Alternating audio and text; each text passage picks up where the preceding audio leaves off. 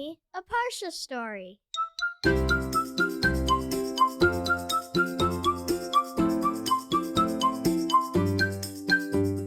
Welcome to Parsha House. The Midrash Tehillim shares a story that happened a long time ago. There was a king who lived in Persia, and he wasn't feeling well. So he called in doctor after doctor and said, "What's going on? Why am I feeling so lousy?"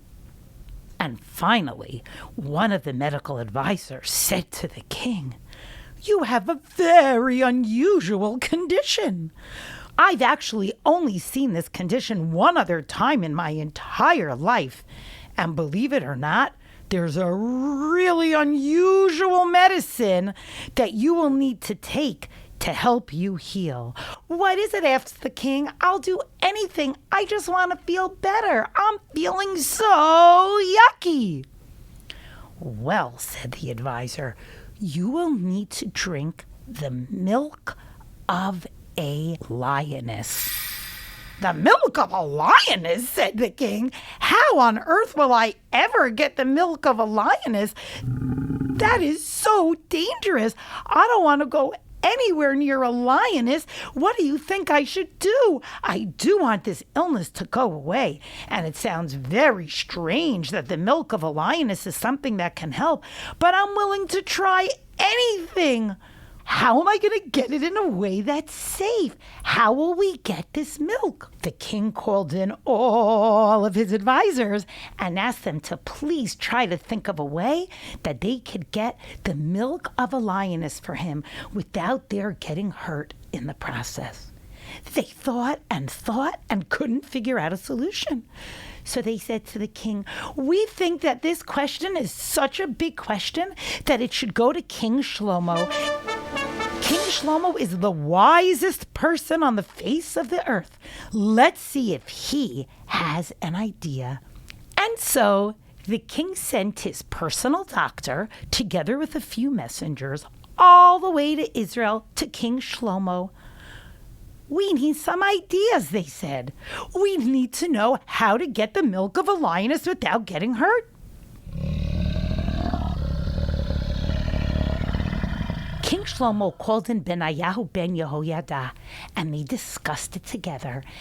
And Benayahu came up with a plan. Benayahu said, "If you can give me 10 goats, I can figure out a way to get the milk." "Okay, let's see this happen." And so Benayahu said, "We will start tomorrow."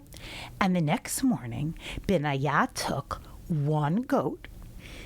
The doctor of the king and the messengers of the king came along with him, and they approached the lion's den together. They stood far away, and they saw the lioness nursing her cub.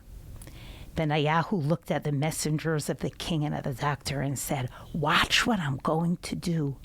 From a distance, he took a goat and he threw it toward the mother. The lioness was quite happy. "That's a pretty delicious breakfast for me without having to go out to hunt. Yum, yum." They backed away. Day number 2, Benayahu woke up.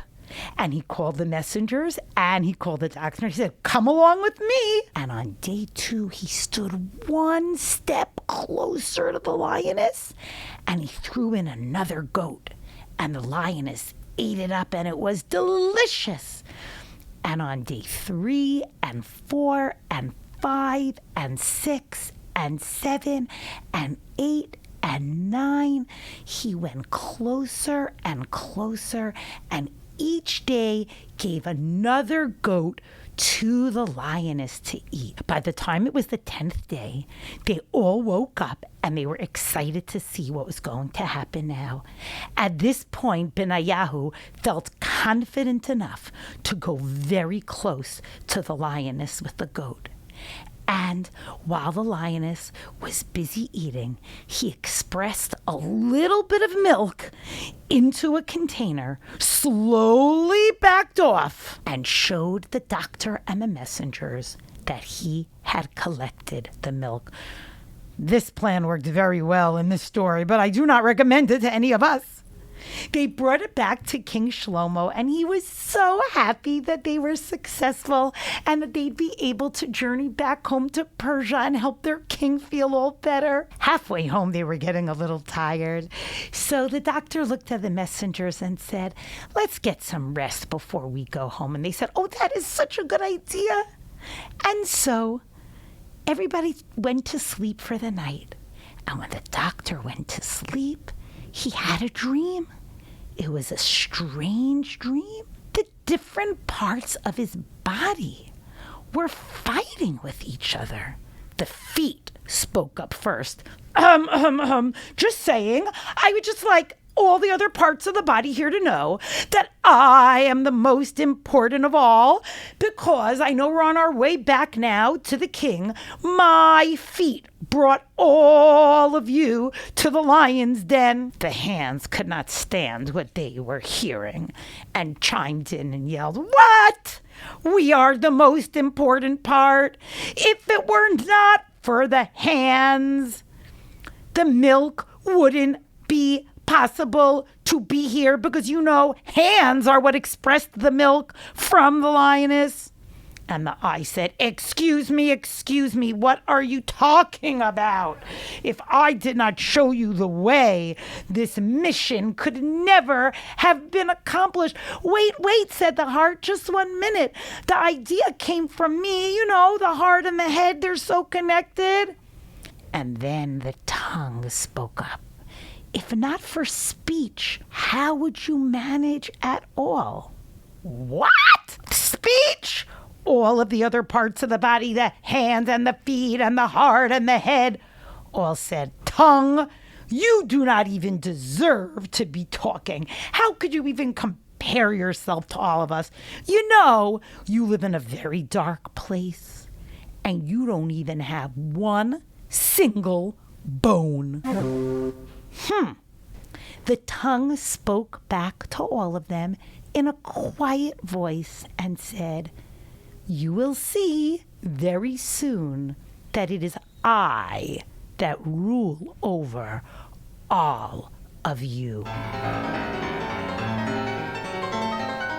The doctor woke up in the morning and he remembered his dream, or maybe nightmare. It was so strange. Well, the other messengers got up too, and they went directly to the palace of the king. And the doctor stood in front of the king and said, "Your Majesty, here's the dog's milk that you asked for. We're so happy to be able to give it to you to feel better." The king said, What? Dog's milk? I sent you to another country and you came back with dog's milk? You were supposed to bring me back the milk from a lioness. What is going on? Doctor, I am putting you in a jail in the palace. All the parts of the body started to tremble and say, "What? We don't want to go to a jail. How did we just get ourselves in such trouble?" The tongue spoke up and said, I told you that what you all thought was wrong. I told you. If I save you, will you all admit that I am the most important part? Will you all admit that I am the ruler and that I am such an important part in your body? And they all agreed.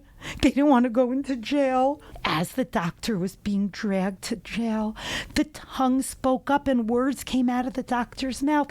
Excuse me, before you bring me to jail, can you just bring me back to the king for 1 minute? And they said, okay, we will. Enjoy it. You're not going to see light for a very long time once you're in jail.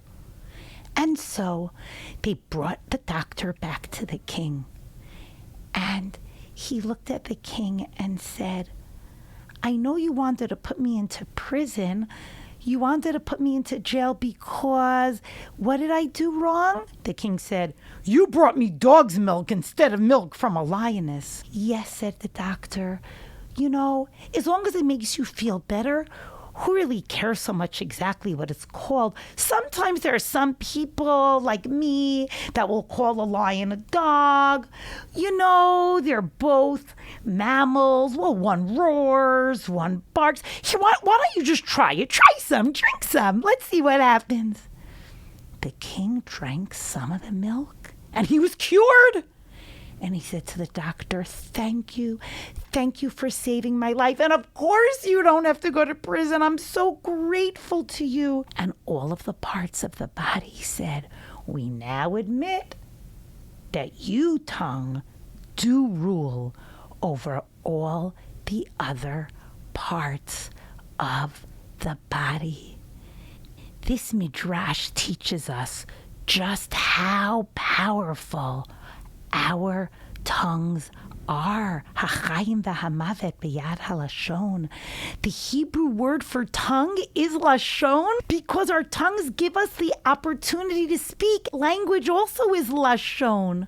And our tongues rule our bodies because what comes out of our mouth is an expression of what we're thinking and how we view the world. So if we're viewing the world in a way that is negative, that's not kind or good, and that's only looking for bad, that is what our tongue is going to talk like. Those are the words that are going to come out of our mouth. But if we look for good, then good words are going to come into our mouth because the tongue speaks what it is that we are thinking and the way we view the world. So it's our choice of how we want to live life. If we want to live life in a positive, happy way, we can. And our tongues, our mouths, our language will reflect that. Speaking Lashon Hara is one of the reasons why people in the time of the Beit HaMikdash could receive tzarat, a skin disease. This tzarat is meant to teach us that we have to think very carefully about how we interact with the world around us. Let's take this lesson from this week's Parsha and try to look at the world in a positive way and allow our tongues to speak positively, expressing language that is good and builds other people up. And may our efforts to do so serve as a zechut for our beloved Chayalim and our brothers and sisters in Israel. Shabbat Shalom.